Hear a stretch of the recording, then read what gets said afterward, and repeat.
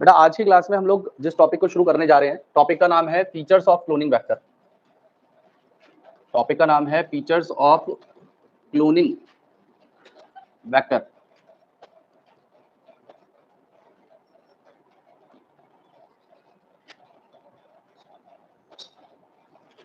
कि कोई भी अगर आइडियल क्लोनिंग वेक्टर होगा तो उसके पास में क्या क्या फीचर्स होने चाहिए वो हमें यहाँ पे पढ़ने हैं। तो आपके सामने जो डायग्राम खुला हुआ है वो एक क्लोनिंग वेक्टर है जिसे PBr322 कहा जाता है। इसे हम लोग PBr322 कहते हैं। ये एक प्लाज्मिड है जिस प्लाज्मिड को डिजाइन किया था बॉलिवर एंड रॉड्रिगवेज ने। इस प्लाज्मिड को डिजाइन किया गया था बॉलिवर एंड रॉड्रिगवेज द्वारा, और जिस लैब में डिजाइन किया था उस लैब का नंबर था 322 और उसी से नाम पड़ गया इसका PBr322 या PBr322, plasmid Bolivar and Rodriguez and lab number 322 in which this plasmid was designed. ये प्लाज्मिड नेचुरल प्लाज्मिड नहीं है, ध्यान से सुन लीजिए मेरी बात सभी लोग। ये नेचुरल प्लाज्मिड नहीं है, इस प्लाज्मिड को बनाया गया है और इन दोनों लोगों ने मिलकर बनाया है। तो अगर हम किसी भी प्लाज्मिड को बनाएंगे या यूज करेंगे तो उसके पास में क्या क्या फीचर होने चाहिए जिससे हमारी जेनेटिक इंजीनियरिंग आसान हो जाए। तो उन फीचर्स में सबसे पहला फीचर इनके पास में अपना ऑरिजिन ऑफ रेप्लिकेशन होना जरूरी है। तो यहाँ पे इस प्लाज्मिड के अंदर आपको सबसे पहला पॉइंट जो समझना है वो है ओराई। ओराई या ओरिजिन ऑफ रेप्लिकेशन वो पॉइंट होता है जहां से रेप्लिकेशन शुरू होगा, या रेप्लिकेशन स्टार्ट साइट को हम लोग ओराई कहते हैं। और यही ओराई बेसिकली कंट्रोल करता है, यही कंट्रोल करता है कॉपी नंबर को ऑफ लिंक्ड डीएनए।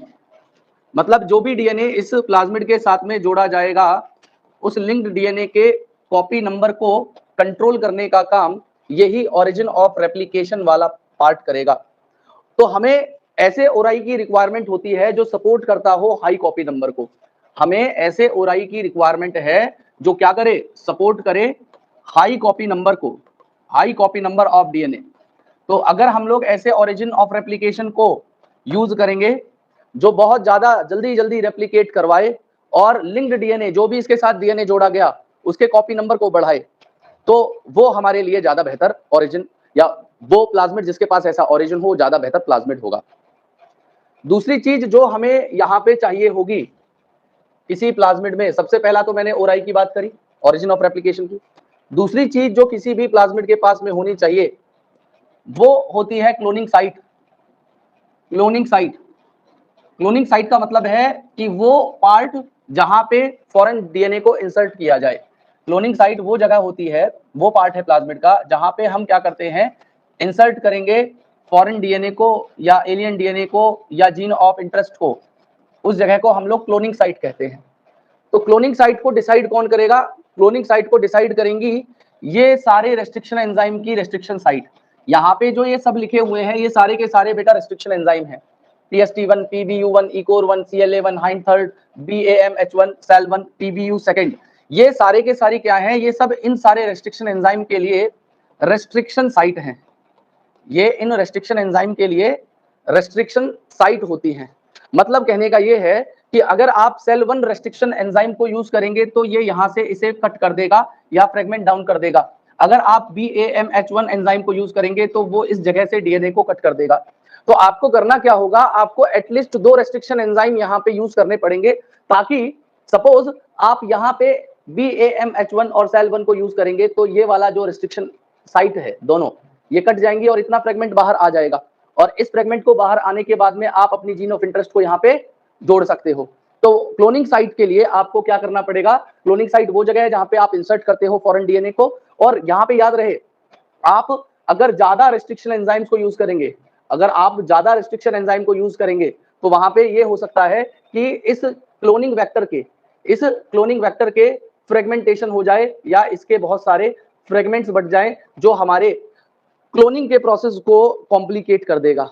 मैं कह रहा हूं अगर हम 2 से ज्यादा रेस्ट्रिक्शन एंजाइम को यूज करेंगे, जैसे सपोज करो एक रेस्ट्रिक्शन एंजाइम ये यूज कर लिया, एक रेस्ट्रिक्शन एंजाइम ये यूज कर लिया और तीसरा रेस्ट्रिक्शन एंजाइम इनमें से कोई सा भी यूज कर लिया, तो यहाँ पे एक फ्रेगमेंट तो ये बट गया, एक फ्रेगमेंट ये बन गया, एक फ्रेगमेंट ये बन गया, तो आपके इस वेक्टर की फ्रेगमेंटेशन हो जाएगी, और फ्रेगमेंटेशन हो जाने की वजह से क्या होगा, आपका जो क्लोनिंग का प्रोसेस है, जो आपकी क्लोनिंग का प्रोसेस है, ये कॉम्प्लिकेट हो जाएगा। आपकी क्लोनिंग का प्रोसेस क्या हो जाएगा, कॉम्प्लिकेट हो जाएगा। तो आपको क्लोनिंग साइट के लिए यूज करना पड़ेगा किसको, रेस्ट्रिक्शन साइट को। अब ये दो मेन चीजें हो गई, और तीसरी जो मेन चीज किसी भी क्लोनिंग वेक्टर में होनी चाहिए, उसको हम लोग कहते हैं सेलेक्टेबल मार्कर। अब ये सेलेक्टेबल मार्कर में सबसे ज्यादा इंफॉर्मेशन है जो आपको समझनी होगी, ठीक है। तो अगला जो टॉपिक है, जो तीसरी जो मेन कंपोनेंट है या फीचर है जो इस क्लोनिंग वेक्टर के पास में होना चाहिए, उसे हम लोग सेलेक्टेबल मार्कर कहते हैं, उसे हम सेलेक्टेबल मार्कर कहते हैं। जी बताइए। मोर रेस्ट्रिक्शन एंजाइम का मतलब ये है कि अगर सपोज करो आपने BAMH1 को यूज कर लिया, सेल 1 को यूज कर लिया, इनमें से किसी भी रेस्ट्रिक्शन, मैंने यहाँ पे PST1 को यूज कर लिया फॉर एग्जांपल, तो दो रेस्ट्रिक्शन एंजाइम तो यहाँ पे, अब तीसरा मैंने यूज करा, तो इनकी सबकी रेस्ट्रिक्शन साइट है, ये क्या कर देगा, इसको कट नहीं कर देगा। तो पहला फ्रेगमेंट, दूसरा फ्रेगमेंट और ये तीसरा फ्रेगमेंट बन जाएगा, तो इसकी फ्रेगमेंटेशन हो जाएगी। फ्रेगमेंटेशन होने की वजह से क्या होगा, ये क्लोनिंग का जो प्रोसेस है कॉम्प्लिकेट हो जाएगा, तो इसलिए कहा गया है इस पॉइंट को। अब ये सेलेक्टेबल मार्कर क्या होते हैं, तो सेलेक्टेबल मार्कर समझने के लिए आप लोग यहाँ पे बोर्ड की तरफ देखेंगे और समझेंगे। और याद रखिएगा एक बात और, ये जो टॉपिक हम लोग पढ़ रहे हैं फीचर्स ऑफ क्लोनिंग वेक्टर या PBR 322, ये बहुत ज्यादा इंपॉर्टेंट टॉपिक है बोर्ड पॉइंट ऑफ व्यू से। मतलब आपको रिपीटेडली पर ईयर इससे क्वेश्चन मिलेंगे ही मिलेंगे। अगर डायरेक्ट क्वेश्चन नहीं मिलेंगे तो इसके अंदर जो सेलेक्टेबल मार्कर है या इंसर्शनल इनएक्टिवेशन है या अल्टरनेटिव सेलेक्टेबल मार्कर है, उससे क्वेश्चन मिलेगा, और हर साल इससे क्वेश्चन आता है, इस साल भी क्वेश्चन आएगा, पक्का आएगा इस टॉपिक से क्वेश्चन। तो इस टॉपिक को बहुत ध्यान से समझना है, क्योंकि ये एक मोस्ट इंपॉर्टेंट पार्ट है, मोस्ट इंपॉर्टेंट पार्ट है, जिससे क्वेश्चन हर साल बनता है। तो इस साल भी बनेगा, नहीं तो देख लीजिएगा आपके, आपको किसी ना किसी एग्जाम के अंदर ये पार्ट जरूर मिलेगा। अब समझिए, जो इससे अभी तक जो मैंने बताया उससे इतने क्वेश्चंस नहीं बनते जितने क्वेश्चन यहां से बनेंगे जो मैं अब एक्सप्लेन करने जा रहा हूं। तो मैं शुरू कर रहा हूं सेलेक्टेबल मार्कर को कि सेलेक्टेबल मार्कर्स क्या होते हैं, सेलेक्टेबल मार्कर्स क्या होते हैं। तो मेरी बात को आप ध्यान से समझिएगा। देखिए यहाँ पे सबसे पहला काम आपने क्या किया है, यहाँ पे आपने सबसे पहले जो आपका डिजायरेबल डीएनए था, यहाँ पे जो आपका डिजायरेबल डीएनए था, जिस डिजायरेबल डीएनए के अंदर आपकी यहाँ पे ये फॉरेन जीन ऑफ इंटरेस्ट लगी हुई थी, तो सबसे पहला काम आपने क्या किया था, इस जीन ऑफ इंटरेस्ट को यहाँ से कट कर लिया, और कट करने के बाद में जिस रेस्ट्रिक्शन एंजाइम से आपने इसे कट किया है, आपने उसी रेस्ट्रिक्शन एंजाइम से इसको भी कट कर लिया, और कट करने के बाद में जब ये वाला फ्रेगमेंट यहाँ से निकल गया, तो आपने इस जीन ऑफ इंटरेस्ट को लाइगेज की मदद से यहाँ पे जोड़ दिया। जब आपने इसे जोड़ा तो ये आपका एक रिकॉम्बिनेंट डीएनए मॉलिक्यूल तैयार हो गया था। अब जब ये रिकॉम्बिनेंट डीएनए मॉलिक्यूल तैयार हुआ, तो आपने इस रिकॉम्बिनेंट डीएनए को किसी भी होस्ट के अंदर भेजा। तो होस्ट जनरली मैंने यहाँ पे इकोलाई ले लिया, जो कि एक बैक्टीरिया है। तो मैंने इसको जब इसके अंदर ट्रांसफर किया, तो इस प्रोसेस को मैंने नाम दे दिया ट्रांसफॉर्मेशन। इस प्रोसेस को मैंने नाम दे दिया ट्रांसफॉर्मेशन। और ट्रांसफॉर्मेशन होने के बाद में जब ये आरडीएनए यहाँ पे पहुंच गया, जब ये आरडीएनए यहाँ पे पहुंच गया, तो इस आरडीएनए को मैंने ट्रांसफॉर्म करवाने के बाद में इस बैक्टीरिया को कह दिया ट्रांसफॉर्मेंट। इस बैक्टीरिया को मैंने नाम दे दिया ट्रांसफॉर्मेंट। मेरी बात आपको समझ में आ रही है? तो यहाँ पे एक तो ये ट्रांसफॉर्मेंट आपके बन गए, लेकिन कुछ बैक्टीरिया ऐसे भी होंगे जिनके अंदर आपका ये आरडीएनए प्रेजेंट ना होके केवल ये वेक्टर ही ट्रांसफर हो गया हो। मतलब उसके अंदर जो जीन ऑफ इंटरेस्ट आपने लगानी चाहिए थी, वो जीन ऑफ इंटरेस्ट इसके साथ में लाइगेट नहीं हो पाई, और ये वेक्टर, आरडीएनए नहीं, केवल वेक्टर इसके अंदर आ गया। तो देखो, ये वेक्टर जब इसके अंदर गया तो ट्रांसफॉर्मेंट तो ये भी है, मतलब ट्रांसफॉर्मेशन तो यहाँ पे भी हुआ है, लेकिन अब की बार जो ट्रांसफॉर्मेशन हुआ है वो आरडीएनए का नहीं हुआ है। तो ये वाला जो ट्रांसफॉर्मेंट है, इसके पास में रिकॉम्बिनेंट डीएनए है, इसके पास में ट्रांसफॉर्मेंट के पास में क्या है, रिकॉम्बिनेंट डीएनए है, और ये भी एक ट्रांसफॉर्मेंट है, इसके अंदर भी ट्रांसफॉर्मेशन हुआ है, लेकिन इसके पास में नॉन रिकॉम्बिनेंट डीएनए है। और तीसरे टाइप के बैक्टीरिया वो हो सकते हैं जिनके पास में कोई ट्रांसफॉर्मेशन हुआ ही ना हो, जो खाली पड़े हों, जिनके अंदर कोई ट्रांसफॉर्मेशन नहीं हुआ।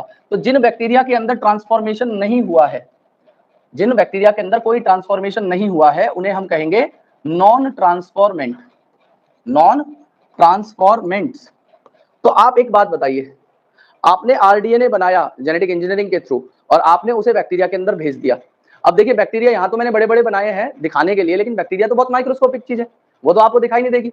तो ये सारी जो बैक्टीरिया ग्रो कर रहे होंगे, ये सब किस में ग्रो कर रहे होंगे? यहाँ पे कल्चर प्लेट होगी, कल्चर प्लेट के अंदर ये कॉलोनीज बना रहे होंगे, वहीं पे ये ग्रो कर रहे होंगे। अब इस सारे बैक्टीरियाज में से कुछ ट्रांसफॉर्मेंट होंगे, कुछ नॉन ट्रांसफॉर्मेंट होंगे, कुछ ट्रांसफॉर्मेंट नॉन रिकॉम्बिनेंट डीएनए होंगे, कुछ नॉन ट्रांसफॉर्मेंट रहेंगे, कुछ ट्रांसफॉर्मेंट विद रिकॉम्बिनेंट डीएनए रहे होंगे। तो यहाँ पे हर तरीके का बैक्टीरिया इस कॉलोनी के अंदर ग्रो कर रहा है। तो आप इन बैक्टीरियाज की शक्ल देख के तो बता नहीं पाओगे, ना आप इन्हें देख पाओगे कि इसमें से कौन सा बैक्टीरिया ट्रांसफॉर्मेंट है, कौन सा बैक्टीरिया नॉन ट्रांसफॉर्मेंट है। तो आप उसको, इन बैक्टीरियाज को, अब देखो एक बात बताओ, सीधी सीधी सी बात है, वो बात ये है कि अगर आप किसी जीन ऑफ इंटरेस्ट को किसी बैक्टीरिया में ट्रांसफॉर्म करवा रहे हो, तो ऑब्वियस आपका एक मकसद है, वहां पे कोई ना कोई मकसद है। मतलब आप कोई एप्लीकेशन वहां पे चाहते हो, या आप उससे कुछ बनवाना चाहते हो, इसलिए आप ये सारी चीजें कर रहे हो। तो आपने किसी बैक्टीरिया के अंदर, सपोज करो इस बैक्टीरिया के अंदर आरडीएनए भेजा। अब ये जो आरडीएनए में जो जीन लगाई गई थी, ये इंसुलिन बनाने वाली जीन थी। आपने क्यों लगाई थी ये जीन? आप चाहते थे कि ऐसे बैक्टीरिया का मैं लार्ज स्केल प्रोडक्शन करूं और उनसे मैं इंसुलिन बनवाऊं, और उस इंसुलिन को लार्ज स्केल पे बना के मैन्युफैक्चर करूं और बेचूं। ये आपका मकसद था। अब जब आपने ग्रो किया, शुरुआत में जब बैक्टीरिया बनाए थे, तो वहां पे ट्रांसफॉर्मेंट के साथ साथ नॉन ट्रांसफॉर्मेंट भी बन गए, मतलब वो बैक्टीरिया वहां पे ग्रो कर गए, और transformant with non recombinant DNA. तो आपके लिए जो यूजफुल बैक्टीरिया वो तो केवल यही है। ये वाला बैक्टीरिया आपके किसी मतलब का नहीं है, ये बैक्टीरिया किसी मतलब का नहीं है। आप क्या चाहोगे? आप चाहोगे कि इस बैक्टीरिया को मैं आगे लार्ज स्केल पे प्रोड्यूस करूं। अब किसी बैक्टीरिया को आप लार्ज स्केल पे प्रोड्यूस करना चाहते हो, तो वहां पे रिसोर्सेज तो चाहिए, मतलब आपको वहां पे फूड भी डालना पड़ेगा उन बैक्टीरिया के लिए, ऑप्टिमम कंडीशन भी क्रिएट करनी पड़ेगी जिसमें वो बैक्टीरिया अपनी फेवरेबल कंडीशन में बहुत अच्छी ग्रोथ शो कर पाए। मेरी बात आपको समझ में आ रही होगी। तो आप नहीं चाहोगे कि ऐसे बैक्टीरिया के ऊपर अपने रिसोर्सेज को वेस्ट करो। मतलब आप तो चाहोगे ना, जो मेरे लिए काम का है केवल मैं उसी के ऊपर अपने पैसे सारी चीजों को खर्च करूं, मैं ऐसे बैक्टीरिया के ऊपर अपने रिसोर्सेज को यूटिलाइज ना करूं जो मेरे लिए आगे कुछ नहीं करेंगे, केवल ग्रोथ ही तो कर रहे हैं। तो ग्रोथ से हमें कुछ मिलना थोड़ी है, हमें तो इनसे कुछ मिलना है। तो मैंने क्या चाहता हूं, मैं सिलेक्शन करना चाहता हूं। मैं सिलेक्शन करना चाहता हूं सबसे मेन पहले तो ट्रांसफॉर्मेंट और नॉन ट्रांसफॉर्मेंट के बीच में। सबसे पहला सिलेक्शन तो मैं ये करना चाहता हूं, और दूसरा सिलेक्शन मैं करना चाहता हूं ट्रांसफॉर्मेंट विद रिकॉम्बिनेंट डीएनए और transformant with non recombinant DNA. दूसरा सिलेक्शन मैं इनके बीच में करना चाहता हूं। इसी के लिए हम लोग सेलेक्टेबल मार्कर का इस्तेमाल करते हैं। यहां तक की बात क्लियर है कि सेलेक्टेबल मार्कर क्या है? जो सिलेक्शन करने में मदद करें। किसका सिलेक्शन? ट्रांसफॉर्मेंट और नॉन ट्रांसफॉर्मेंट का पहले, और transformant with recombinant DNA and transformant with non recombinant DNA, इनके बीच में अगर मैं सिलेक्शन करूंगा तो सेलेक्टेबल मार्कर का इस्तेमाल करूंगा। अब यहाँ पे सेलेक्टेबल मार्कर कौन होते हैं जो सबसे पहले यूज किए जाएंगे? तो सबसे ज्यादा कॉमनली यूज सेलेक्टेबल मार्कर होते हैं जिन्हें हम नाम से जानते हैं एंटीबायोटिक रेजिस्टेंस जीन के। सेलेक्टेबल मार्कर जो सबसे ज्यादा कॉमनली यूज किए जाते हैं उन्हें हम एंटीबायोटिक रेजिस्टेंस जीन के नाम से जानते हैं। एंटीबायोटिक रेजिस्टेंस जीन के नाम से जानते हैं। तो ये एंटीबायोटिक रेजिस्टेंस जीन को हम लोग यूज करने वाले हैं सेलेक्टेबल मार्कर के तौर पे। तो एंटीबायोटिक रेजिस्टेंस जीन क्या होती हैं? तो ध्यान से सुनिएगा। एंटीबायोटिक रेजिस्टेंस जीन वो जीन है जो कुछ ऐसे मॉलिक्यूल को सिंथेसाइज करती हो जो बेसिकली क्या करें, वो मॉलिक्यूल काउंटरएक्ट करें, जो बेसिकली काउंटरएक्ट करें किसी एक पर्टिकुलर एंटीबायोटिक के लिए। मतलब कहने का ये है कि अगर किसी भी बैक्टीरिया के पास में एंटीबायोटिक रेजिस्टेंस जीन है तो वो कुछ ऐसे मॉलिक्यूल बनाएगा जिससे अगर एंटीबायोटिक मीडियम में उस बैक्टीरिया को मैं डालता हूं तो ये मॉलिक्यूल इस एंटीबायोटिक को काउंटरएक्ट करके इसे, वो इसके इफेक्ट को न्यूट्रलाइज कर देगा। न्यूट्रलाइज करने का मतलब ये है कि वो बैक्टीरिया जिसके पास में एंटीबायोटिक रेजिस्टेंस जीन है, वो बैक्टीरिया सर्वाइव कर जाएगा एंटीबायोटिक मीडियम में भी। वो एंटीबायोटिक मीडियम में भी आराम से सर्वाइव कर जाएगा, मतलब ग्रो कर सकता है। मतलब एंटीबायोटिक उसको मारेगी नहीं। क्यों? क्योंकि उसके पास में एंटीबायोटिक रेजिस्टेंस जीन है। मतलब इस बात को आप ऐसे समझिएगा कि यहाँ पे एक पहला बैक्टीरिया है, यहाँ पे मैंने दूसरा बैक्टीरिया ले लिया, यहाँ पे मैंने एक प्लाज्मिड ले लिया, यहाँ पे दूसरा प्लाज्मिड ले लिया। इस प्लाज्मिड के अंदर मैंने एंटीबायोटिक रेजिस्टेंस जीन ANTR लगा दी। इसके पास में कोई एंटीबायोटिक रेजिस्टेंस जीन नहीं थी। इन दोनों को एक ही मीडियम में ग्रो करा और किसी भी एक एंटीबायोटिक को डाल दिया, तो जिसके पास में भी एंटीबायोटिक रेजिस्टेंस जीन है वो तो उन मॉलिक्यूल को बनाएगा जो एंटीबायोटिक को खत्म कर दे। तो एंटीबायोटिक का इसके ऊपर तो कोई असर नहीं होगा, ये सर्वाइव करेगा। लेकिन एंटीबायोटिक से ये बैक्टीरिया काउंटरएक्ट नहीं कर पाएगा तो ये खत्म हो जाएगा। तो आपने यहाँ पे क्या किया? आपने जिस भी बैक्टीरिया के पास में एंटीबायोटिक रेजिस्टेंस जीन थी और जिसके पास में भी फॉरेन जीन ऑफ इंटरेस्ट लगी हुई थी, मतलब कहने का ये है कि जो बैक्टीरिया आपका ट्रांसफॉर्मेंट था उस बैक्टीरिया को तो आपने सेलेक्ट कर लिया, मतलब उसको सर्वाइव करवाया, और जिस बैक्टीरिया के अंदर आपकी नॉन ट्रांसफॉर्मेंट है, जिसके अंदर कोई ट्रांसफॉर्मेशन नहीं हुआ है, या आप एक तरीके से कह लीजिए ट्रांसफॉर्मेशन भी हुआ तो उसके पास एंटीबायोटिक रेजिस्टेंस जीन नहीं है, मतलब ये आरडीएनए नहीं है, ये बैक्टीरिया आपने क्या किया, वहां से खत्म कर दिया। तो सिलेक्शन किसका किया, ट्रांसफॉर्मेंट का। किसके बीच में से, नॉन ट्रांसफॉर्मेंट के बीच में। क्लियर है मेरी बात। तो एंटीबायोटिक रेजिस्टेंस जीन जो होती है, लिखने की चिंता मत करना, स्लाइड से ही लिखना है, क्योंकि मैं यहाँ पे केवल समझाऊंगा, बहुत कुछ है समझाने के लिए, पॉइंट्स में लिखा जाएगा हर चीज को। तो अगर वो आप लिखने में, अगर अपनी इच्छा है आपकी लिखना चाहो तो, बाकी तो मैं लास्ट में लिखवाऊंगा ही लिखवाऊंगा, समझने पे ज्यादा ध्यान दे तो ज्यादा बेहतर होगा। तो इधर देखिए, मैं ये कह रहा हूँ कि एंटीबायोटिक रेजिस्टेंस जीन जो होती है ना, अलग अलग एंटीबायोटिक के लिए, कुछ एंटीबायोटिक के नाम हमारे सिलेबस में दिए हुए हैं, जैसे एम्फिसिलिन नाम की एक एंटीबायोटिक होती है, तो एम्फिसिलिन के लिए होगी ampicillin resistance gene, ampicillin resistance gene, जो एम्फिसिलिन के इफेक्ट को खत्म करेगी। इसी तरीके से एक नाम दे रखा है टेट्रासाइक्लिन का, टेट्रासाइक्लिन भी एक एंटीबायोटिक है जिसके लिए टेट्रासाइक्लिन रेजिस्टेंस जीन है। और उसके अलावा फर्दर कुछ और एंटीबायोटिक हो सकती हैं, जैसे कि क्लोरमफेनिकोल, क्लोरमफेनिकोल, इसी तरीके से केनामाइसिन, केनामाइसिन, ये सारी की सारी अलग अलग एंटीबायोटिक हैं, इन सब के लिए अलग अलग तरीके की एंटीबायोटिक रेजिस्टेंस जीन होंगी। ठीक है जी। तो अब कहने का मतलब ये है कि जिस भी पर्टिकुलर एंटीबायोटिक की रेजिस्टेंस जीन है, केवल वो ही एंटीबायोटिक उनका कुछ नहीं बिगाड़ेगी। जैसे उदाहरण के तौर पे, अगर किसी एक बैक्टीरिया के पास में एंटीबायोटिक रेजिस्टेंस जीन के तौर पे एम्फिसिलिन रेजिस्टेंस जीन लगी हुई है, तो अगर आप उस बैक्टीरिया के पास में एम्फिसिलिन रेजिस्टेंस जीन है और यहाँ पे आप डाल रहे हो टेट्रासाइक्लिन, टेट्रासाइक्लिन, तो यहाँ पे एंटीबायोटिक रेजिस्टेंस जीन इस टेट्रासाइक्लिन को काउंटरैक्ट नहीं करेगी, ये केवल काउंटरैक्ट कर सकती थी, तो किसको काउंटरैक्ट करती, एम्फिसिलिन को। मतलब एम्फिसिलिन जो होती है, एम्फिसिलिन ही, ये जो रेजिस्टेंस जीन है, ये केवल अपना इफेक्ट इस एंटीबायोटिक पे शो कर सकती है, इस एंटीबायोटिक के ऊपर इसका कोई भी असर नहीं होगा। मतलब जो एंटीबायोटिक जिसके लिए स्पेसिफिक है, जैसे एम्फिसिलिन के लिए एम्फिसिलिन रेजिस्टेंस जीन है, तो वो इससे रेजिस्ट करवाएगी, बाकी एंटीबायोटिक के ऊपर उसका कोई वो नहीं है, जोर नहीं है। ऐसे ही अगर टेट्रासाइक्लिन रेजिस्टेंस जीन है तो वो केवल टेट्रासाइक्लिन को काउंटरैक्ट कर सकती है, क्लोरमफेनिकोल रेजिस्टेंस जीन है तो क्लोरमफेनिकोल को कर सकती है, हर का स्पेसिफिक इफेक्ट है। मतलब उसके अलावा अगर किसी भी एंटीबायोटिक को आप डालते हो और वहां पे कोई दूसरी रेजिस्टेंस जीन लगी हुई है तो वो सिलेक्शन नहीं करवाएगी। इस बात को भी याद रखिएगा जो मैं कहना चाह रहा हूँ। क्लियर है मेरी बात। तो जैसे अगर किसी के पास में टेट्रासाइक्लिन रेजिस्टेंस जीन है, अगर किसी के पास में टेट्रासाइक्लिन रेजिस्टेंस जीन है, तो आप अगर यहाँ पे एम्फिसिलिन को डालोगे तो ये बैक्टीरिया सर्वाइव नहीं करेगा, ये मर जाएगा। लेकिन अगर आप यहीं पे टेट्रासाइक्लिन को भी डालते तो ये बैक्टीरिया सर्वाइव करता, क्योंकि भाई इसके पास में इस एंटीबायोटिक के लिए रेजिस्टेंस जीन है, ना कि इसके लिए। मेरी बात सभी को क्लियर हो रही है। तो ये तो रही बात इसकी। अब हम लोग सिलेक्शन कैसे करते हैं, तो मैंने आपको क्या बताया था कि जो PBr322 है, वो PBr322 नेचुरली अकरिंग नहीं है, इसको तो आर्टिफिशियली हमने क्या किया है, डिजाइन किया है। तो इसके अंदर जो भी कंपोनेंट लगे होंगे, निकिता कैसे दुखी हो, है अच्छा नहीं लग रहा, इसका नाम बदल दूं, है NKR कर देता हूं, प्लाज्मेट निकिता एंड रॉड्रिगेज, है। आगे की बात सुनिए, तो इसको आर्टिफिशियली डिजाइन किया गया था। तो यहाँ पे इसके अंदर जो हमने एंटीबायोटिक रेजिस्टेंस जीन लगाई थी, एक यहाँ पे लगा दी टेट्रासाइक्लिन रेजिस्टेंस और दूसरी लगा दी मैंने एम्फिसिलिन रेजिस्टेंस। तो ये जो रेजिस्टेंस जीन मैंने यहाँ पे लगाई थी, ये जो रेजिस्टेंस जीन मैंने यहाँ पे लगाई थी, ये resistance gene naturally E coli bacteria के प्लाज्मिड में नहीं मिलती, ये हमने किसी और बैक्टीरिया के प्लाज्मिड से निकाल के इनमें लगाई है।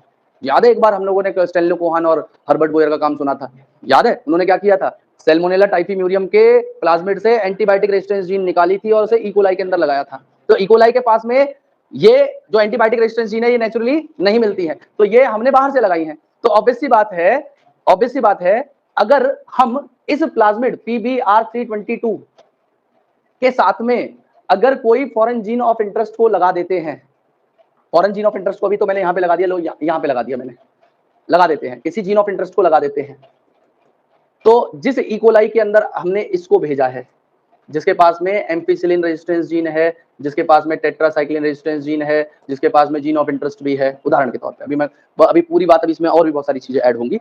तो ये जो बैक्टीरिया इकोलाई था, इसके पास में तो कोई भी रेजिस्टेंस जीन पहले नहीं थी, और दूसरे इकोलाई बैक्टीरिया भी वहां पे ग्रो कर सकते हैं जिनके पास में कोई ट्रांसफॉर्मेशन नहीं हुआ। तो जिनके अंदर मैंने इसे भेजा था तो ये बैक्टीरिया क्या हो गए, ट्रांसफॉर्मेंट, और जिनके अंदर नहीं गया वो कौन हो गए, नॉन ट्रांसफॉर्मेंट। ठीक है, अब इन दोनों ही बैक्टीरियाज को मैंने यहाँ पे ग्रो करवा लिया। तो यहाँ पे मैंने ट्रांसफॉर्मेंट बैक्टीरिया को ग्रो करवाया जिसके पास में मैंने AMPR और TETR दोनों रेजिस्टेंस जीन लगा दी, और दूसरे वाले के अंदर कुछ भी नहीं लगाया, ये ट्रांसफॉर्मेंट, ये नॉन ट्रांसफॉर्मेंट। तो अगर मैं यहाँ पे सपोज करो एम्फिसिलिन डालता हूँ, सबसे पहले एंटीबायोटिक डाला हूं मैं एम्फिसिलिन, तो इसमें से कौन सा सर्वाइव करेगा, कौन सा मर जाएगा, ये सर्वाइव करेगा, ये मर जाएगा। और अगर मैं यहीं पे टेट्रासाइक्लिन भी डालता हूं, यहाँ पे अगर मैं टेट्रासाइक्लिन को डालता हूं, तो इनमें से कौन सा सर्वाइव करेगा, कौन सा मर जाएगा? ये वाला सर्वाइव करेगा और ये वाला मर जाएगा। तो एक बार बताओ, किसी चीज को दो बार मारने की जरूरत क्या है? हमें अगर सिलेक्शन करना है तो दो में से एक का भी तो यूज किया जा सकता है। इसके पास तो कुछ भी नहीं है, इसके पास दो है। तो जब इसके पास में दो है तो हम फालतू में दो का इस्तेमाल क्यों करें? हम एक का भी तो इस्तेमाल कर सकते हैं। तो हम यही करते हैं। हम क्या करते हैं, दोनों एंटीबायोटिक रेजिस्टेंस जीन में से एक रेजिस्टेंस जीन की जगह को क्लोनिंग साइट के तौर पे यूज करेंगे। मैं क्या कह रहा हूं, दोनों में से एक एंटीबायोटिक रेजिस्टेंस जीन की जगह को क्लोनिंग साइट के तौर पे यूज करेंगे। प्रगति इधर देख लोगी, मुझे पता नहीं आएगा वहां समझ में, आता तो तुम यहां ना बैठी होती। इधर देखो, डायग्राम देख लो, खूब दिखाऊंगा, डायग्राम बनवाऊंगा अभी। इधर देख लो, मैं यहाँ पे लगातार समझा रहा हूं और आप बुक में देख रही हो। घर पे भी है वो बुक, घर जाके पढ़ लेना एक बार, मुश्किल से 10 मिनट लगेंगे। लेकिन अगर यहाँ नहीं समझोगी बाद में दोबारा तो ये होगा नहीं। देख रही हो किताब के अंदर, इधर देखो। तो मैंने बताया कि ये दो एंटीबायोटिक रेजिस्टेंस जीन है। अब इन दोनों एंटीबायोटिक रेजिस्टेंस जीन में मैं एक एंटीबायोटिक रेजिस्टेंस जीन को क्या कर रहा हूं, क्लोनिंग साइट के तौर पे यूज कर ले रहा हूं, क्योंकि हम सिलेक्शन तो एक एंटीबायोटिक रेजिस्टेंस जीन के बेसिस पे भी कर सकते हैं। क्लियर है मेरी बात सभी को? तो हम क्या करते हैं जनरली, जो आपकी किताब कहती है, आपकी किताब कहती है कि हम दोनों में से टेट्रासाइक्लिन रेजिस्टेंस वाली जीन को, टेट्रासाइक्लिन रेजिस्टेंस जो जीन है, इस जगह को हम क्लोनिंग साइट बना देंगे और इस वाली को इंटैक्ट, मतलब इसको, इसके साथ कोई छेड़छाड़ नहीं करेंगे। एम्पिसिलिन वहां पे रहेगी और इस जगह पे एक साइट हुआ करती थी BAMH1, याद होगा आपको। तो हम क्या करेंगे, BAMH1 रेस्ट्रिक्शन एंजाइम यूज करके इस जगह को कट करके इसकी जगह बाहर जीन ऑफ इंटरेस्ट को लगा देंगे। क्लियर हो रही है मेरी बात आपको? तो ये तो हुआ सिलेक्शन। और मैंने आपको बताया, याद रखना बार बार, कि एंटीबायोटिक रेजिस्टेंस जीन नेचुरली किसी भी बैक्टीरिया में नहीं मिलेगी, नहीं मिलेगी। ये आप बाहर से डिजाइंड प्लाज्मिड के साथ आप इंट्रोड्यूस कर रहे हो उसके अंदर। तो जो बैक्टीरिया नेचुरल होगा उसके पास होगी, नहीं तो मरेगा, ऑब्वियस सी बात है वो मरेगा। और जिसके पास में आपने उसको ट्रांसफॉर्म करवा दिया है वो नहीं मरेगा। तो देखो, हमने एक सिलेक्शन तो कर लिया, हमने एक सिलेक्शन सीख लिया कि ट्रांसफॉर्मेंट और नॉन ट्रांसफॉर्मेंट में कैसे किया जा सकता है, एंटीबायोटिक के बेसिस पे, एंटीबायोटिक रेजिस्टेंस के बेसिस पे। अब दूसरा सिलेक्शन, यहां पे मैंने तीन कंडीशन बनाई थी, तीन कंडीशन बनाई थी शुरुआत में, याद करिए। हमने ट्रांसफॉर्मेंट ये दोनों थे, नॉन ट्रांसफॉर्मेंट ये था, इनके बीच में सिलेक्शन तो कर लिया। लेकिन अब हम ये चाहते हैं कि transformant with non recombinant DNA and transformant with recombinant DNA, इनके बीच में भी सिलेक्शन करें। हम ये भी देखें कि भाई जब हमने ट्रांसफॉर्मेशन करवाया था तो हमने क्या सही आरडीएनए को अंदर भेजा है, मतलब उसमें ये जीन ऑफ इंटरेस्ट सच में लग पाई थी या ऐसे ही वो ट्रांसफॉर्म हो गया। ये भी तो हमें चेक करना पड़ेगा कि हमने केवल सीधा सीधा वेक्टर ही भेज दिया हो और उसमें आरडीएनए लाइगेट ही ना हुआ हो। ये भी तो चेक करना है कि ये जो इंसर्ट यहाँ पे लगाया गया वो इंसर्ट प्रॉपरली लगा है या नहीं लगा, इसको भी चेक किया जाएगा। और इसको चेक करने के लिए हम एक दूसरी टेक्निक है जो थोड़ी सी कॉम्प्लिकेटेड और डिफिकल्ट है, उसको कहते हैं इंसर्शनल इनएक्टिवेशन। तो हम यहाँ पे अब एक टेक्निक का इस्तेमाल कर रहे हैं जिसका नाम है इंसर्शनल इन एक्टिवेशन। और इस टेक्निक के अंदर क्या किया जाएगा इंसर्शनल इनएक्टिवेशन में, तो आप लोग यहाँ पे देखिएगा। सबसे पहले इंसर्शनल इनएक्टिवेशन वर्ड का मतलब जानिए कि इंसर्शनल इनएक्टिवेशन वर्ड का मतलब क्या होता है। तो देखिए, यहाँ पे ये एक बैक्टीरिया है, ये एक प्लाज्मिड है PBr322 और इसकी एंटीबायोटिक रेजिस्टेंस जीन है ये। अब मैंने ये किया कि बाहर से ये जीन ऑफ इंटरेस्ट को लिया और इस जीन ऑफ इंटरेस्ट को मैंने इंसर्ट कर दिया उस साइट पे जहां पे टेट्रासाइक्लिन रेजिस्टेंस जीन प्रेजेंट हुआ करती थी। तो जब मैंने यहाँ पे इस जीन ऑफ इंटरेस्ट को इंसर्ट कर दिया तो यहाँ पे जो एग्जिस्टिंग टेट्रासाइक्लिन रेजिस्टेंस जीन थी, क्या वो फंक्शनल रह पाएगी? उसका कोई काम होगा? नहीं होगा। तो ये क्या हो जाएगी? इनएक्टिवेट हो जाएगी। तो जब हम किसी बाहर की जीन ऑफ इंटरेस्ट को यहाँ पे इंसर्ट करें जिसकी वजह से वहां पे जो एग्जिस्टिंग जीन है वो इनएक्टिवेट हो जाए, वही प्रोसेस इंसर्शनल इनएक्टिवेशन कहलाता है। क्लियर है बात? इंसर्शनल इनएक्टिवेशन क्या हुआ, हमने जब बाहर की जीन ऑफ इंटरेस्ट को यहाँ पे लगाया और वहां पे एग्जिस्टिंग जीन ऑफ जो वहां पे जो जीन थी उसके सीक्वेंस को डिसरप्ट कर दिया जिससे वो नॉन फंक्शनल हो गई या इनएक्टिवेट हो गई। उस प्रोसेस को क्या कह दिया? इंसर्शनल इनएक्टिवेशन कह दिया। तो इंसर्शनल इनएक्टिवेशन हम लोग जनरली, मैंने बताया था अभी थोड़ी देर पहले, दोनों में से कौन सी वाली जगह को क्लोनिंग साइट यूज करेंगे? टेट्रासाइक्लिन। तो हम लोग एंटीबायोटिक रेजिस्टेंस जीन जिसको इंसर्शनली इनएक्टिवेट कर रहे हैं वो कौन सी है? टेट्रासाइक्लिन। तो हमने क्या किया? टेट्रासाइक्लिन रेजिस्टेंस जीन का इनएक्टिवेशन कर दिया है और इनएक्टिवेशन करके यहाँ पे किसको लगाया है? जीन ऑफ इंटरेस्ट को। तो कायदे से ये जो बैक्टीरिया है इसके अंदर जो प्लाज्मिड है ये रिकॉम्बिनेंट डीएनए है। मेरी बात समझ पा रहे हो आप? ये जो बैक्टीरिया है जिसके अंदर ये प्लाज्मिड प्रेजेंट है ये ट्रांसफॉर्मेंट तो है ही है और साथ में ट्रांसफॉर्मेशन इसका किसके साथ में हुआ है? आरडीएनए के साथ में। तभी तो इसके पास में फॉरेन जीन ऑफ इंटरेस्ट है, जिसके साथ में जीन ऑफ इंटरेस्ट लगी हो वही रिकॉम्बिनेंट है। तो ये वाला तो हो गया हमारा जिसमें इंसर्शनल एक्टिवेशन हुआ आरडीएनए वाला ट्रांसफॉर्मेंट बैक्टीरिया। मेरी बात सभी को क्लियर है? अब मुझे क्या करना है, मुझे नॉन ट्रांसफॉर्मेंट वाले, मतलब कहने का ये है कि यहाँ पे एक दूसरा बैक्टीरिया लिया मैंने। अब ये जो दूसरा बैक्टीरिया लिया गया है इसके अंदर मेरी जीन ऑफ इंटरेस्ट नहीं लग पाई है, तो यहाँ पे जब जीन ऑफ इंटरेस्ट नहीं लग पाई है तो इसके अंदर दोनों की दोनों एंटीबायोटिक रेजिस्टेंस जीन एक्टिवेटेड हो, मतलब वो दोनों फंक्शन होंगी। तो ये वाला जो बैक्टीरिया हो गया transformant with non recombinant DNA हो गया, ये transformant with non recombinant DNA है। तो मैं क्या करूंगा, अगर सपोज करो मैं यहाँ पे 2 कल्चर प्लेट लेता हूं, ये मैंने 2 कल्चर प्लेट को ले लिया, अब दोनों ही बैक्टीरिया को यहाँ पे रख दिया, दोनों ही बैक्टीरिया को यहाँ पे रख दिया और दोनों ही बैक्टीरिया को यहाँ पे रख दिया। पहली वाली कंडीशन है आपका ट्रांसफॉर्मेंट विद आरडीएनए और ये है transformant with non recombinant DNA. ये वाला जो पहला बैक्टीरिया है ये है ट्रांसफॉर्मेंट विद आरडीएनए और ये है transformant with non recombinant DNA.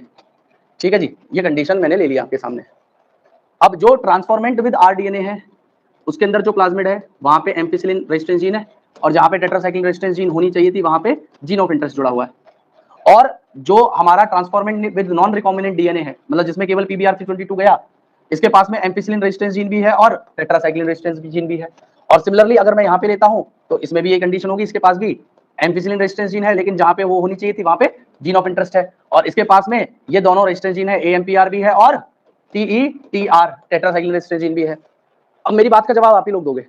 अगर मैंने ऐसा किया कि पहली वाली कंडीशन में, मतलब इस कल्चर प्लेट में जिसमें इन बैक्टीरिया को ग्रो किया हुआ है, अगर मैंने इसके अंदर एम्पिसिलिन इस मीडियम में रखा या एम्पिसिलिन को बाहर से इंट्रोड्यूस किया या एम्पिसिलिन कंटेनिंग प्लेट के अंदर ग्रो किया, तो इसमें से कौन सा बैक्टीरिया मर जाएगा? कोई सा भी नहीं। क्यों? दोनों के पास में एम्पिसिलिन रेजिस्टेंस जीन है। अब सपोज अगर मैंने इन्हीं बैक्टीरियाज को यहाँ पे ट्रांसफर कर दिया या साइमल्टेनियसली प्लेट किया एक और प्लेट में जिसमें टेट्रासाइक्लिन प्रेजेंट थी, जिसमें टेट्रासाइक्लिन प्रेजेंट थी, तो इनमें से कौन सा वाला मर जाएगा? कौन सा? ट्रांसफॉर्मेंट विद आरडीएनए, ये खत्म हो जाएगा। तो देखिए सिलेक्शन हो गया, लेकिन यहाँ पे सिलेक्शन उल्टा हुआ। क्या उल्टा हुआ? जो मरना चाहिए था वो बच गया और जिसको जिंदा रहना था वो मर गया। ये तो बात समझ में आई आपको? लेकिन यहाँ पे इससे एक चीज का फायदा मिल गया। वो फायदा हमें ये मिल गया कि हमने एक ही तो बैक्टीरिया हमारा रिकॉम्बिनेंट नहीं बनाया होगा, बैक्टीरिया तो कई रहे होंगे रिकॉम्बिनेंट वाले। हमें ये पता चल गया कि हाँ, जो हमने जीन ऑफ इंटरेस्ट या जेनेटिक इंजीनियरिंग करी है वो इंसर्ट हमारा लग चुका है। मतलब इससे हमारा ये वाला जो क्वेश्चन मार्क था ना दिमाग में कि आरडीएनए बना या ट्रांसफर हुआ, वो हमारा क्वेश्चन दिमाग से हल हो जाएगा कि हाँ इंसर्ट अपनी साइट पे लगा है जाके, इससे ये पता चल जाएगा। लेकिन ये जो प्रोसीजर है ये काफी डिफिकल्ट है। डिफिकल्ट है क्यों? डिफिकल्ट है क्योंकि यहाँ पे आपको क्या करना पड़ता है, यहाँ पे आपको साइमल्टेनियसली 2 मीडियम में जो अलग अलग एंटीबायोटिक कंटेनिंग है, एम्पिसिलिन और टेट्रासाइक्लिन, उनमें इन बैक्टीरियाज को ग्रो करना पड़ता है, जो इस प्रोसीजर को काफी ज्यादा डिफिकल्ट और टाइम टेकिंग और हार्ड वर्किंग बना देता है। तो हम इस प्रोसीजर की जगह एक और आसान प्रोसीजर होता है जिसे अल्टरनेटिव सेलेक्टेबल मार्कर कहते हैं। तो हम यहाँ पे क्या करेंगे, इस मेथड को ना यूज करके, इंसर्शनल इनएक्टिवेशन को ना यूज करके, याद रखना क्वेश्चन जो सबसे ज्यादा आता है वो इंसर्शनल इनएक्टिवेशन से आता है क्योंकि यही डिफिकल्ट है, इसी के अंदर ज्यादा बातें हैं। तो हम, और या क्वेश्चन जो बनेगा आपके सामने वो बनेगा, अब जो बढ़ाने जा रहा हूं अल्टरनेटिव सिलेक्टेबल मार्कर, जो थोड़ा आसान प्रोसीजर है, सीधा सीधा सी बात है। यहाँ पे तो बहुत घुमा दिया गया चीजों को। अल्टरनेटिव सिलेक्टेबल मार्कर में क्या किया जाएगा, वो एक अल्टरनेटिव है। अल्टरनेटिव का मतलब जब ये यूज नहीं करेंगे तो उसे यूज कर सकते हो। तो अल्टरनेटिव सिलेक्टेबल मार्कर के बारे में सुनिएगा। दीदी नींद आ रही है? आंख बंद कर रही हो? Alternative selectable marker. और मुझे कोई बात समझ में नहीं आ रही, मैं लगातार नाच नाच के पढ़ा रहा हूं, उसके बावजूद भी कैसे सो सकते हो आप लोग यार? मतलब इससे ज्यादा क्या, मतलब इससे ज्यादा तो मेरे हिसाब से कोई करंट में पढ़ा नहीं पाएगा। और तो क्या, हाँ एक सतीश कुमार है जो इससे ज्यादा करंट में आ सकता है, ठीक है। हाँ वो आदमी की लेवल एनर्जी का अलग ही है, मैं उसे बीट नहीं कर सकता। वो उस आदमी तो अलग ही एनर्जी है, वो उनमें तो अलग ही एनर्जी है, वो मैं नहीं कर पाऊंगा। लेकिन जो मैं कर पाऊंगा वो मैं कर रहा हूँ। उसके बावजूद भी यार आप लोग ऐसे कर रहे हो तो गलत तरीका है ये आपका, ठीक है। वो एक ही आदमी है जो हमारी एनर्जी को बीट कर सकता है, उसमें अलग ही तरीके का करंट है, पता नहीं क्या खाते हैं, पूछनी पड़ेगी उनसे है? अच्छा, उस प्लेटफॉर्म के नीचे कुछ है, उस पर खड़े होते ही चिल्लाना शुरू कर देते हैं वो। अच्छा भाई, मेरे नीचे तो कुछ भी नहीं है। चलो खैर, ऑल्टरनेटिव सेलेक्टेबल मार्कर के ऊपर आ जाते हैं। ऑल्टरनेटिव सेलेक्टेबल मार्कर में हम लोग क्या करेंगे, बहुत आसान सा प्रोसीजर है, सॉरी बहुत आसान सा, समझोगे तो आसान है। ऐसी गंदी शक्ल बना के बैठे रहोगे तो कुछ नहीं होगा। ऐसी सड़ी शक्ल बना के देख रहा बॉडी, पता नहीं क्या हो गया वो, ऐसा समझ नहीं आ रहा, मतान दे। मुझे तो समझ में आ रहा है भाई, किस किस को समझ में आया हाथ खड़े करो। हाथ तेरे अलावा सबको आया भाई, मर जा तू। चिल्लू भर पानी मैं दे रहा हूँ, नाक डुबो और यहीं फैल जा, ठीक है। अरे यार कोई मतलब है, पूरी क्लास में हाथ खड़ा करा है। देख मैंने किसी सेटिंग तो करी नहीं कि सेटिंग बैठा ली हो पहले कि नहीं, जो सब सब सब हाथ खड़े करेंगे जैसे होता है। अजी काय को डरते हैं मेरे से, मैं को जल्लाद हूँ, इन्हें डरा रहा हूँ मैं, कोई नहीं डरता। जिसे डरना था वो तो डरा नहीं, ये डरेंगे बेचारे। डरना तुझे चाहिए, पड़ता नहीं है तू डर नहीं रहा। इधर देखे, यहां पे क्या होगा, फिर से मैं दो बैक्टीरिया, आपको अगर याद हो तो आपने एक लैकोपेरॉन नाम की चीज पढ़ी थी। उस लैकोपेरॉन में 3 जीन्स पढ़ाई गई थी, लैक जेड वाई ए। जेड बनाती थी बीटा गैलेक्टोसाइडेज, वाई परमिएज और ए ट्रांस एसिटाइलेज, ये याद है आपको। तो हम यहाँ पे क्या करेंगे, जो लेक जेड वाली जीन है, मतलब जो बीटा गैलेक्टोसाइडेज को बनाने वाली जीन है, इस जीन का इस्तेमाल करने वाले हैं यहाँ पे। अब देखो ये तो नेचुरली बनता ही है, ये जीन उसके अंदर प्रेजेंट है, इकोलाई है, और इकोलाई के अंदर वही रेगुलेशन पढ़ा था हम लोगों ने लैक्टोज के मेटाबॉलिज्म के लिए। तो यहाँ पे दोनों बैक्टीरियाज के पास में मैंने ये बना दी लेक जेड जीन, या आप कह लीजिए बीटा गैलेक्टोसाइडेज जीन। सिमिलरली मैंने यहाँ पे भी बना दिया lake Z gene. Lake Z मतलब वही जीन को कहते हैं जो बीटा गैलेक्टोसाइडेज को बनाती है, या बीटा गैलेक्टोसाइडेज जीन। अब मैं यहाँ पे क्या करता हूँ, मैं यहाँ पे ये कर रहा हूँ कि ये जो लेक जेड जीन है, इस लेक जेड जीन का मैं इंसर्शनल इनएक्टिवेशन कर दूं। एक इस लेक जेड जीन का या बीटा गैलेक्टोसाइडेज जीन का किसी बाहर के डीएनए से यहाँ पे इंसर्ट कराने के बाद में इसे मैं इनएक्टिवेट करवा दूं, या इसे मैं कह रहा हूं कि इसका मैंने इंसर्शनल इनएक्टिवेशन को करवा दिया, इसके इंसर्शनल इनएक्टिवेशन को करवा दिया। तो क्या ये जीन यहाँ पे बची जब यहाँ पे फॉरेन जीन लग जाएगी? नहीं बची, क्योंकि ये इंसर्शनल एक्टिवेशन खत्म हो चुकी है। तो अब मुझे आप ये बताइएगा, इनमें से रिकॉम्बिनेंट डीएनए कौन सा हो गया? ये वाला, जिसमें बाहर की जीन लग गई, मतलब जिसमें जीन ऑफ इंटरेस्ट लग गई, ये हो गया बाहर डीएनए। और ये तो नेचुरल प्लाज्मिड है जिसके अंदर बाहर का कोई डीएनए नहीं लगा। तो जो लेक्जेड जीन या बीटा गैलेक्टोसाइडेज जीन थी, ऑब्वियस सी बात है ये बीटा गैलेक्टोसाइडेज को बनाएगी, ये बीटा गैलेक्टोसाइडेज नाम के केमिकल को बनाएगी। और बीटा गैलेक्टोसाइडेज अगर बनेगा और उस मीडियम में जिसमें ऐसा बैक्टीरिया ग्रो कर रहा था, वहां पे मैं क्रोमोजेनिक सबस्ट्रेट को डालता हूं, तो ये क्रोमोजेनिक सबस्ट्रेट क्या करता है, इस बीटा गैलेक्टोसाइडेज के साथ में रिएक्ट करेगा, और रिएक्ट करने के बाद में ब्लू कलर की फॉर्मेशन करवा देगा। वहां पे ये क्या करेगा, ब्लू कलर की फॉर्मेशन करवा देगा। किसके साथ में? ये क्रोमोजेनिक सबस्ट्रेट बीटा गैलेक्टोसाइडेज के साथ रिएक्ट करके ब्लू कलर बनाएगा।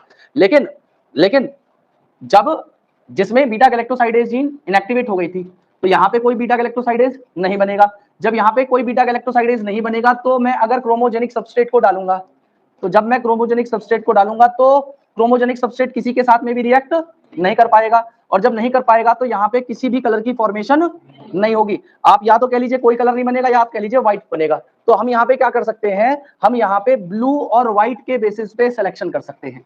तो कलर को तो हम बाहर से ही देख पाएंगे, तो जो कॉलोनीज बैक्टीरिया की ब्लू कलर बना रही होंगी, सीधा सीधा मतलब है वो नॉन रिकॉम्बिनेंट है या नॉन ट्रांसफॉर्मेंट है। क्लियर है मेरी बात आपको? और जिनके व्हाइट कलर आ रहा होगा, इसका मतलब वो रिकॉम्बिनेंट भी हैं और ट्रांसफॉर्मेंट भी हैं। तो हमने यहाँ पे कलर के बेसिस पे सिलेक्शन कर लिया, ब्लू और व्हाइट के बेसिस पे सिलेक्शन कर लिया। तो पुराने प्रोसीजर से ये वाला प्रोसीजर ज्यादा इजी है और इसमें टाइम भी कम लगेगा। उसमें हमें क्या करना पड़ेगा, साइमल्टेनियसली 2 अलग अलग प्लेट के ऊपर बैक्टीरिया को क्या करवाना पड़ेगा, कल्चर कराना पड़ेगा, जिससे वो बहुत ज्यादा टाइम लेगा। और फिर भी उसमें मर वो रहा है बैक्टीरिया जो हमें चाहिए था, वो बैक्टीरिया जो हमारे लिए डिजायरेबल था वो किल हो जा रहा है। तो अब यहाँ पे जो भी कुछ मैंने बात बताई वो एनसीईआरटी के अंदर किस तरीके से लिखी हुई है, उस बात को भी सभी लोग समझेंगे। तो लिखने की बात अभी लिखिएगा नहीं, अभी लिखिएगा नहीं, समझिएगा उसके बाद में लिखिएगा।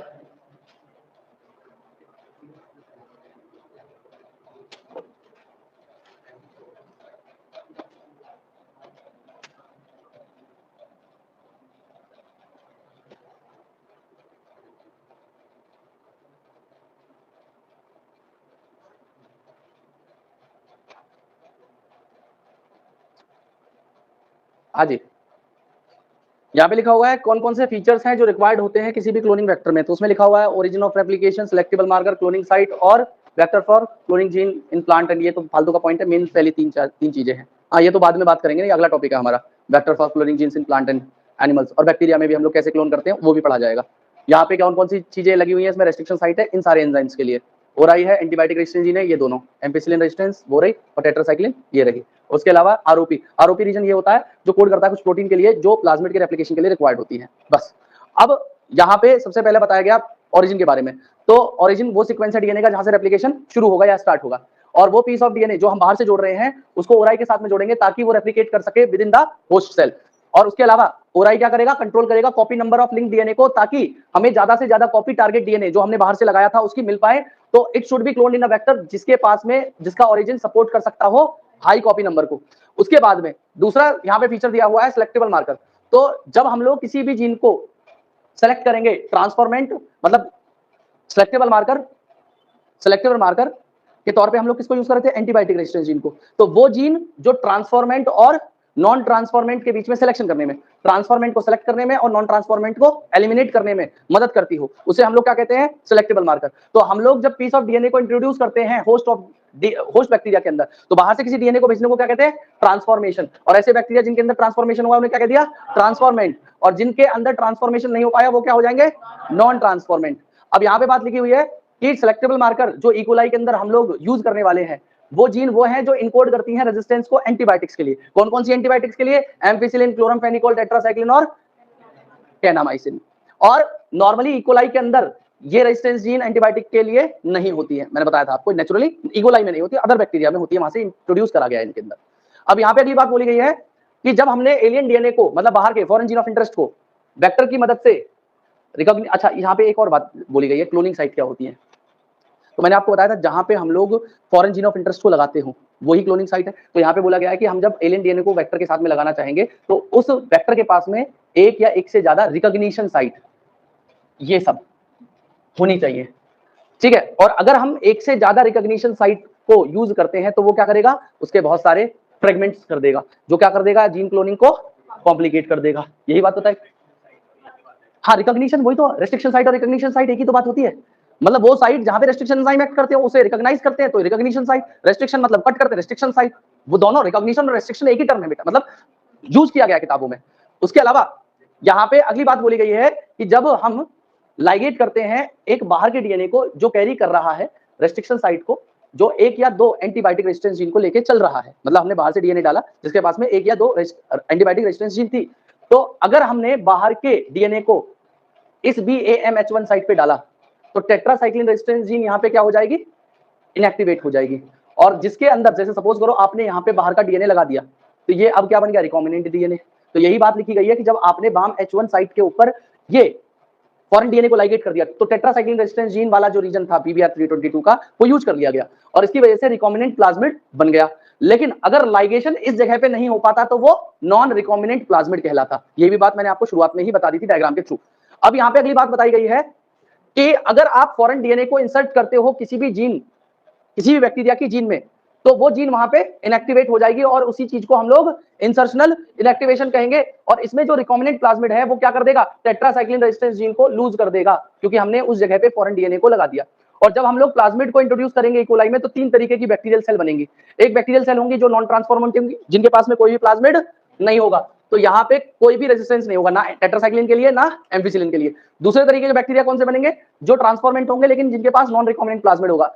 अब जब नॉन रिकॉम्बिनेंट प्लाज्मिड है तो उनके पास टेट्रासाइक्लिन और एम्फिसिलिन दोनों रेजिस्टेंस जीन है, तो ये रेजिस्टेंट है बोथ टेट्रासाइक्लिन और एम्फिसिलिन के लिए। और तीसरे कौन से होंगे, ट्रांसफॉर्मेंट विद रिकॉम्बिनेंट प्लाज्मिड। इनके पास में टेट्रासाइक्लिन रेजिस्टेंस जीन तो चली गई तो केवल किससे रेजिस्टेंस बचा, एम्फिसिलिन से। तो यहाँ पे यही बात बताई गई है कि अब हम क्या कर रहे हैं, इंसर्शनल एक्टिवेशन में रिकॉम्बिनेंट प्लाज्मिड को सेलेक्ट करना चाहते हैं नॉन रिकॉम्बिनेंट वन से, by plating transformant on ampicillin medium और then the transformant are transferred to tetracycline medium। तो पहले एम्पिसिलिन में तो दोनों सर्वाइव करेंगे, लेकिन जब हमने टेट्रासाइक्लिन में ट्रांसफर किया तो जिनके पास में रिकॉम्बिनेंट डीएनए था वो सर्वाइव नहीं करेंगे और जिनके पास में नॉन रिकॉम्बिनेंट डीएनए था वो दोनों में सर्वाइव करेगा, क्योंकि दोनों रेजिस्टेंस जीन है। तो यही बात यहाँ पे लिखी हुई है क्या कि रिकॉम्बिनेंट प्लाज्मिड को सिलेक्ट किया गया नॉन रिकॉम्बिनेंट से, कैसे ट्रांसफॉर्मेंट को जब एम्पिसिलिन मीडियम में रखा तो ट्रांसफॉर्मेंट को फिर बाद में टेट्रासाइक्लिन मीडियम में भेज दिया गया। तो रिकॉम्बिनेंट ग्रो कर रहे थे एम्पिसिलिन मीडियम में, लेकिन टेट्रासाइक्लिन के ऊपर वो ग्रो नहीं कर पा रहे थे। लेकिन नॉन रिकॉम्बिनेंट दोनों ही मीडियम में, बोथ एंटीबायोटिक टेट्रासाइक्लिन और एम्पिसिलिन दोनों में ही वो ग्रो कर पा रहे थे, क्योंकि उनके पास दोनों एंटीबायोटिक रेजिस्टेंस जीन थी। अब अगली बात यहाँ पे क्या कहा गया, अब यहाँ पे पहली जो एंटीबायोटिक रेजिस्टेंस जीन थी जो हमने अभी थोड़ी देर पहले पढ़ी, वो तो सेलेक्ट कर रही थी ट्रांसफॉर्मेंट को नॉन ट्रांसफॉर्मेंट से, लेकिन अभी जो इंसर्शनल इनएक्टिवेशन करके एंटीबायोटिक रेजिस्टेंस जीन का किया है हमने, वो सिलेक्ट कर रही है रिकॉम्बिनेंट को। तो एक ट्रांसफॉर्मेंट को, दूसरी रिकॉम्बिनेंट को, दोनों में अंतर है, याद रखिएगा इस बात को। अब अगली बात यहाँ पे की गई है कि इस तरीके के सिलेक्शन में रिकॉम्बिनेंट जो होते हैं, मतलब रिकॉम्बिनेंट का जो सिलेक्शन होता है, ये एक डिफिकल्ट प्रोसीजर है, क्योंकि इसके लिए हमें किस चीज की नीड होती है, साइमल्टेनियस प्लेटिंग की, दो प्लेट के ऊपर डिफरेंट एंटीबायोटिक की। तो हम क्या करते हैं, ऑल्टरनेटिव सेलेक्टेबल मार्कर मेथड का यूज करते हैं, जो क्या कर सकता है, उनकी कलर प्रोड्यूस करने की एबिलिटी के बेसिस पे in the presence of chromogenic substrate हम वहां पे सिलेक्शन कर पाएंगे। अब इसमें कैसे किया गया, हमने यहाँ पे सबसे पहली वाली कंडीशन, इधर देखिए डायग्राम में, ये प्लाज्मिड वेक्टर था, इसमें फॉरेन जीन लगा दी, तो जिसमें फॉरेन जीन लगाई उसमें लेक्जेड जीन की जगह पे फॉरेन जीन लगा दी गई, लेक्जेड जीन की जगह पे ये ऑरेंज कलर का फॉरेन डीएनए लगा दिया गया, और उसके साथ में जब क्रोमोजेनिक सबस्ट्रेट को डाला तो कोई बीटा गैलेक्टोसाइडेज नहीं बना, तो ये कहां पे कैसी कॉलोनी आई, व्हाइट कॉलोनी आई, और जिनके अंदर किसी भी तरीके का इंसर्ट नहीं था, तो मतलब यहाँ पे जो लेक्जेड जीन थी या बीटा गैलेक्टोसाइडेज जीन थी, ये इंटेक्ट थी, तो ये बीटा गैलेक्टोसाइडेज बना रही होगी, और जब बीटा गैलेक्टोसाइडेज बना रही होगी तो क्रोमोजेनिक सबस्ट्रेट को जब डाला तो यहाँ पे ब्लू कलर की फॉर्मेशन हो गई। तो यही बात लिखी हुई है, क्या कहा गया देखिए, इसमें बोला गया कि रिकॉम्बिनेंट डीएनए को जब हमने इंसर्ट किया coding sequence of enzyme beta galactosidase बनाने वाली जीन की कोडिंग सीक्वेंस वाली जगह पे, तो जीन इनएक्टिवेट हो गई, मतलब उसका इंसर्शनल इनएक्टिवेशन हो गया। अब ऐसी कॉलोनीज किसी भी तरीके का कलर नहीं बना पा रही क्रोमोजेनिक सबस्ट्रेट के साथ में, तो इनको आइडेंटिफाई किया जाएगा कि ये कॉलोनीज क्या है, रिकॉम्बिनेंट कॉलोनीज हैं। और अगर प्लाज्मिड बैक्टीरिया के पास में कोई भी इंसर्ट नहीं हुआ तो वो ब्लू कलर दे रहा है, क्योंकि वो बीटा गैलेक्टोसाइडेज बना पाएगा, और ऐसी कॉलोनीज कौन सी कहलाएंगी, नॉन रिकॉम्बिनेंट कॉलोनीज कहलाएंगी। ठीक है जी, तो यही बात यहाँ पे लिखी हुई है, ये देखिए इन्होंने एक्चुअल इमेज दिखा रखी है, ये ब्लू और व्हाइट कलर की दोनों तरह की कॉलोनीज दिख रही है बैक्टीरिया की, ये ब्लू ब्लू डॉट दिख रहे हैं, ये सारे कौन से non recombinant plasmid containing bacteria हैं, और जो व्हाइट कलर वाले दिख रहे हैं ये सारे रिकॉम्बिनेंट डीएनए कंटेनिंग बैक्टीरियाज हैं। क्लियर है मेरी बात सभी को, पक्का?